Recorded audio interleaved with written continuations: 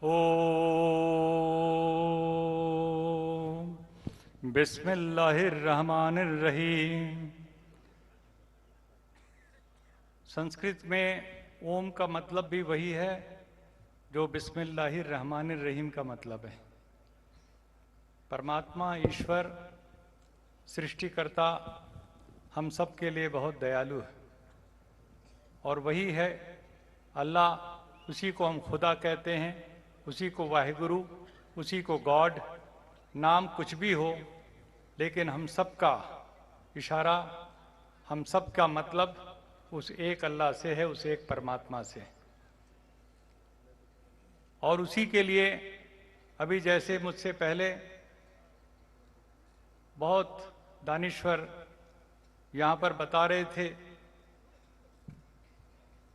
कि जिसे हम अल्लाह कहते हैं वो केवल मुसलमानों का नहीं।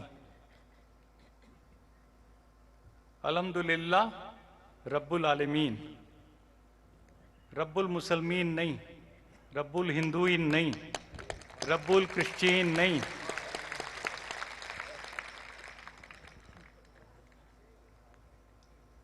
और ये बात जिन्होंने हमें आज से 1400 साल पहले एक बार फिर सारी दुनिया के लोगों को अपनी कुर्बानी से, अपने जज्बात से फिर से एक बार इस्टेब्लिश किया, लोगों को बताया,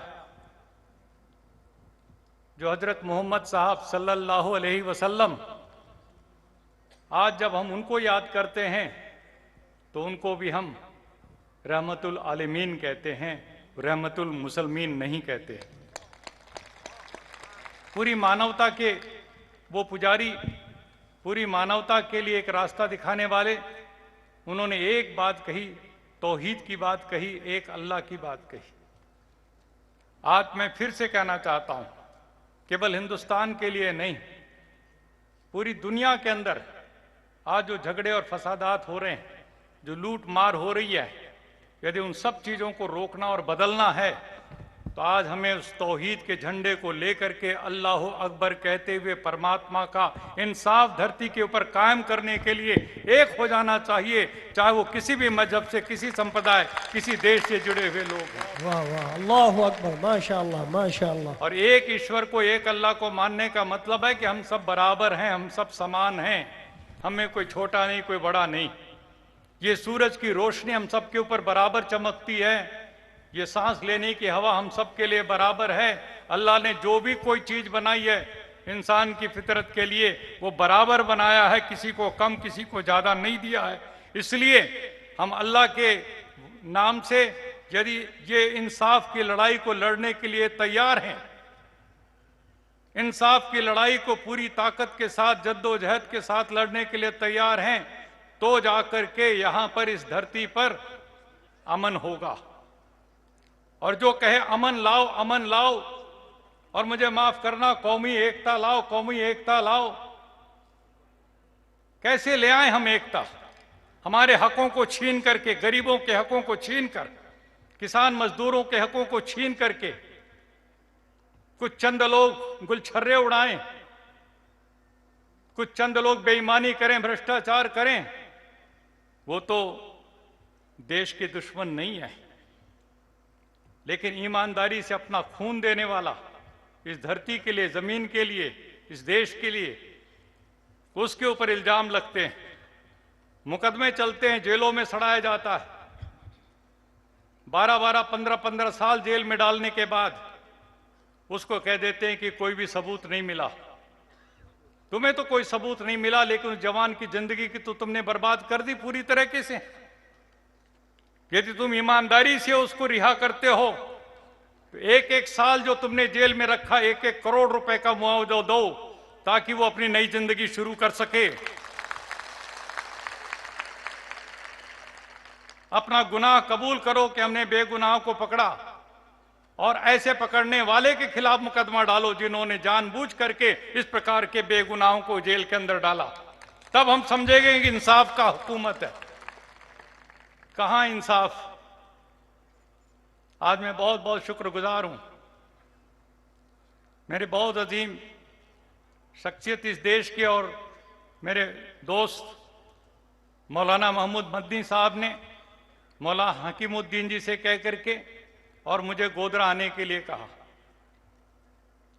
अभी 2-3 दिन पहले मैं मोरक्को से लौटा था। ऑर्गेनाइजेशन ऑफ इस्लामिक कंट्रीज 56 देशों के वहां पर प्रेसिडेंट, प्राइम मिनिस्टर्स आए हुए थे। उन्होंने मुझे बुलाया था एनवायरनमेंट पर और एजुकेशन पर बोलने के लिए, मजहबी एक नेता होने के नाते। उससे पहले मुझे वर्ल्ड बैंक ने बुलाया था 8 मार्च को। वहां पर भी मैंने यही बात कही थी, 1 गॉड, 1 यूनिवर्स, 1 ह्यूमन फैमिली। एक परमात्मा, एक कायनात और एक मानव परिवार, इसके बीच में बराबरी होना ही हम सबका मकसद होना चाहिए। आज मौलाना साहब आपने मुझे खिदमत के लिए यहां बुलाया। मैं रास्ते में आते हुए एक दिल में बहुत गम का महसूस कर रहा था, और आप मुझे माफ करेंगे यदि मैं अपनी बात को पूरे खुल करके कहूं। मैं 1 अप्रैल सन 2002 को गोधरा आया था। लगभग 15 साल हो गए। मेरे साथ गांधीवादी नेता निर्मला देश पांडे थी, नेवी के हमारे एडमिरल रामदास जी थे, और बड़ी बड़ी शख्सियत हम लोग, कोई दिल्ली से, कोई बंबई से, कोई सब जगह से इकट्ठे हुए थे गोधरा में। और हम डब्बे के सामने खड़े हुए, हमने मजम्मत की कि जिस किसी ने भी दरिंदगी की है उसकी हम पूरी पुरजोर मजम्मत करते हैं। हमें उम्मीद थी कि पता लगाएगी सरकार, पता लगाएगी अदालत कि ये किसने किया, ये दरिंदगी किसने की। सरकार ने अपनी तरफ से फोरेंसिक लेबोरेटरी में सारी जांच के लिए भेजा, और उस लेबोरेटरी की पूरी रिपोर्ट ये कहती है पूरी ताकत के साथ कि कोई भी आगजनी का काम डब्बे के बाहर से नहीं हुआ।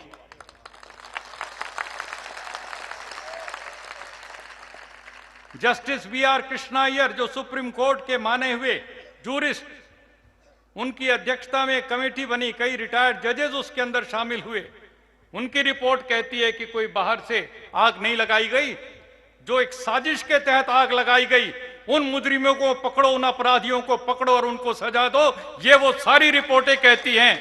लेकिन आज 15 साल गुजर जाने के बावजूद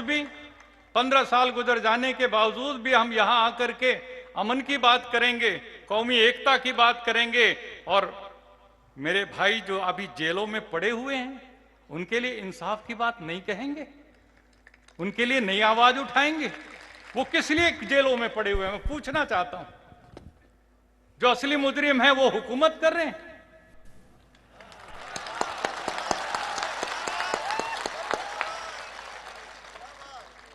और आपने बेकसूरों को जेलों में डाल दिया। मैं गोधरा आया, उस मस्जिद की, स्कूल की इमारत में जब मैं खड़ा हुआ, किसी ने कुछ कहा नहीं। मुझे कहा गया आप बोलिए, मैं बोल नहीं सका। मैं फूट फूट करके रोने लगा, एक बच्चे की तरह रोने लगा। जो वहां का मैंने माजरा हाल देखा। और फिर मैं यहां से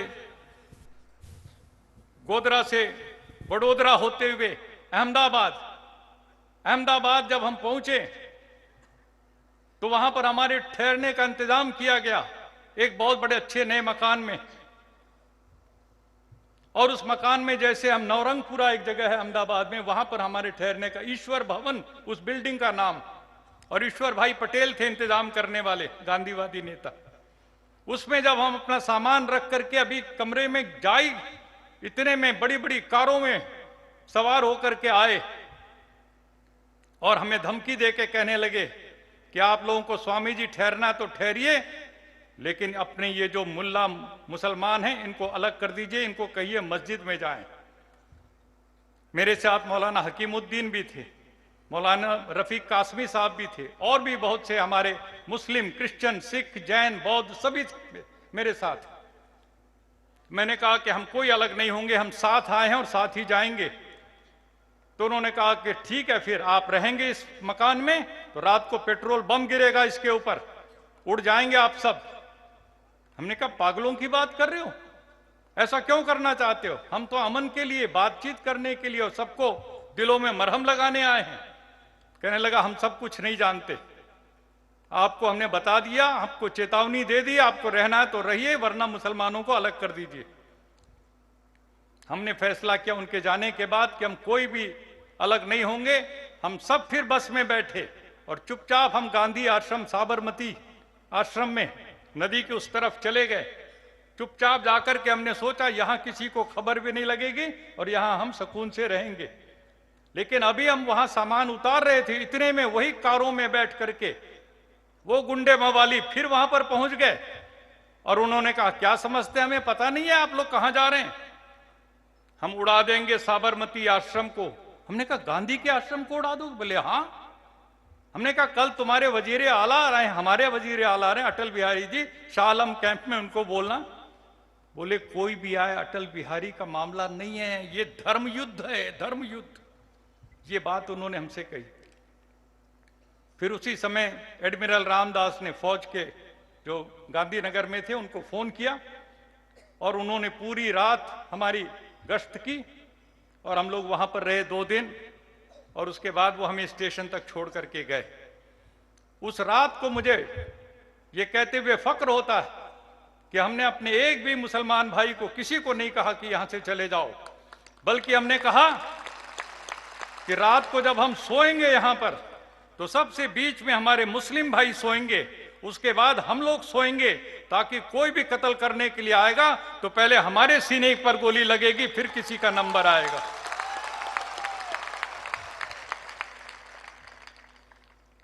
ये हमसे सर्टिफिकेट मांगते हैं, सर्टिफिकेट देशभक्ति का दीजिए, हैं?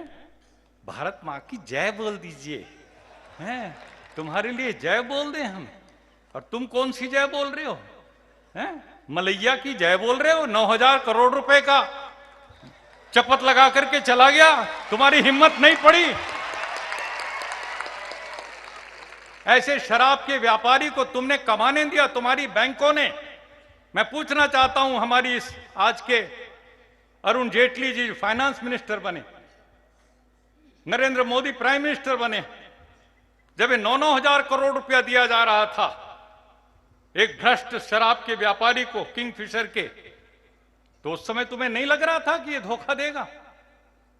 और वो चपत लगा करके चला जाता है और तुम उसको कोई देशद्रोही नहीं कहते, उसके खिलाफ सिडिशन का चार्ज नहीं लगाते, तुम कन्हैया कुमार के खिलाफ लगाते हो, जेएनयू के स्टूडेंट नेता के खिलाफ। कि क्या क्या निजाम है, क्या हालात हैं देश के अंदर। आप ये सोचते रहिएगा कि हम यहां पर 2-4 बात अच्छी अच्छी गुडी गुडी जिसको कहते हैं, वो करके चले जाएंगे और मुल्क में शांति अमन हो जाएगी। नहीं होगी दोस्तों। इंसाफ के लिए लड़ना पड़ता है, 1-1 इंच लड़ना पड़ता है और तब जाकर के अमन होता है।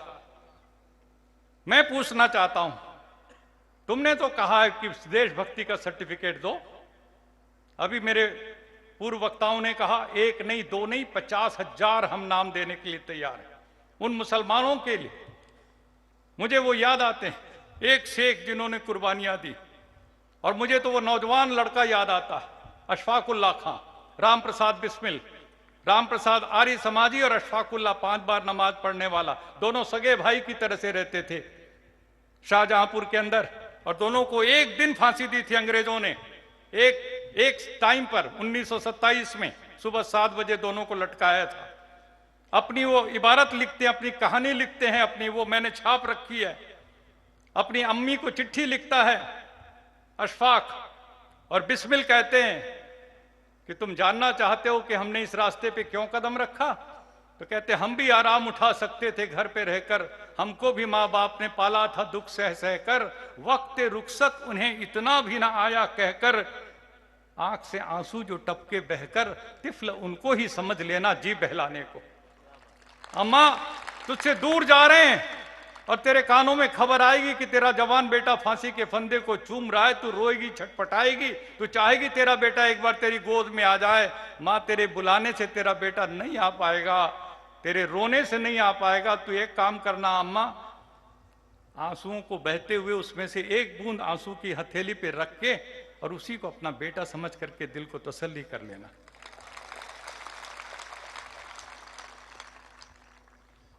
और उन्होंने बेड़ियों को खनका करके, बेड़ियों को जेल के अंदर, काल कोठरी के अंदर खनका करके इस मुल्क के लिए, इस वतन के लिए एक वसीयत की हमारे और आपके लिए। सुनो उसको अच्छी तरह से। उन्होंने कहा था वतन की आबरू का पास देखें कौन करता है। सुना है आज मक्तल में हमारा इम्तिहान होगा, जुदा मत हो मेरे पहलू से ऐ दर्दे वतन हरगिज, न जाने बाद मुर्दन मैं कहां और तू कहां होगा। शहीदों की चिताओं पर जुड़ेंगे हर बरस मेले, वतन पर मरने वालों का यही बाकी निशान होगा। इलाही वह भी दिन होगा जब अपना राज देखेंगे, जब अपनी ही जमी होगी, अपना आसमां होगा।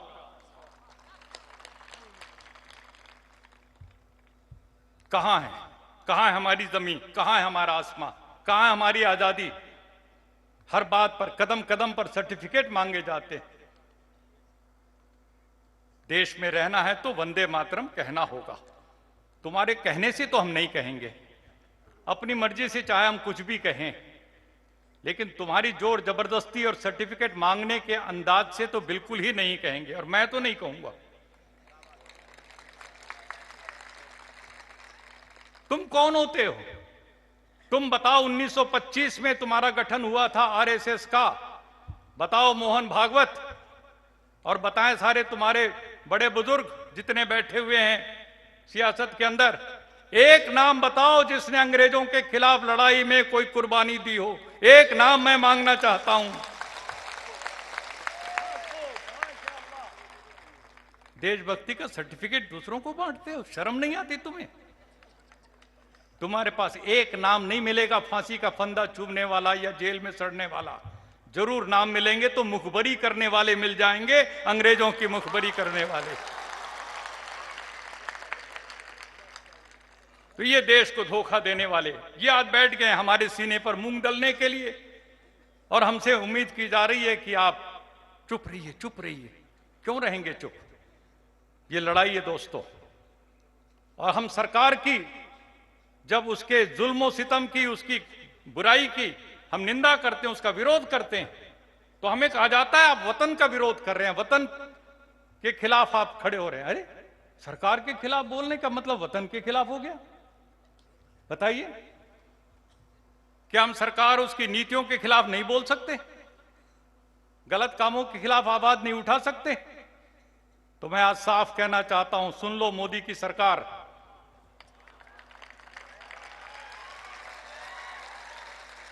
माली से अदावत है, माली से अदावत है, शहदाए चमन हूं मैं।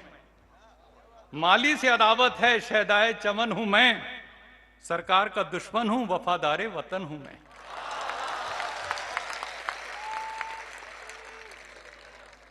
माली कभी रुतबे में चमन हो नहीं सकता। सुनिए जरा, माली कभी रुतबे में चमन हो नहीं सकता, सरकार का मतलब तो वतन हो नहीं सकता।